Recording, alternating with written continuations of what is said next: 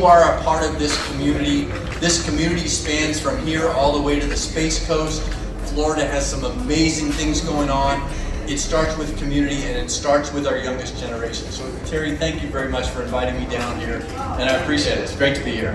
We're all about building this area as an innovation district, and you couldn't have a better organization than AMRoC and the Foundation for Community-Driven Innovation in an innovation district, because they are building it from, you know, what do you say, something to grade? K to grade? Yeah, K to grade.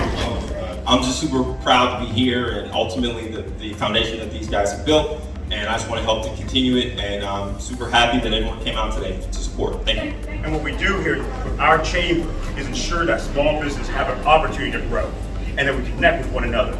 And what you're doing, come here, what you're doing to help our children and also our people, you know, understand they can have the skill sets to compete in the 21st century matters. Because it's not about the past, but the future, and have that opportunity to understand technology, build your own business, and building wealth. So we salute you, we salute every member of this organization, and we are glad we're partners. Thank you so much. Thank you so much. So what we're doing is working together to amplify what happens here in informal education and take it back to the classroom in a K-12 setting.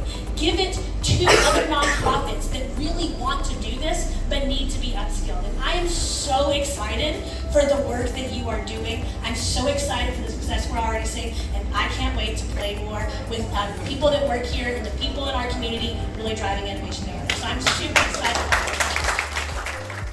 I don't want us to understate the importance, right, of organizations like this that are going to light a fire underneath those of us who actually want to do something, but believe it's too hard, or don't see what the benefit is going to be.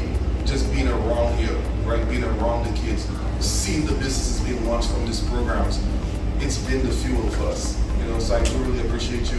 I really appreciate you, all you do. We've got Ricky Pride in the back there, and then we had Karen Robinson, who had to drop things off and leave earlier with Legacy Provisions, and both of these are absolutely remarkable companies. And we've also got from the EE program, we have trim. If you like their food, please order from them.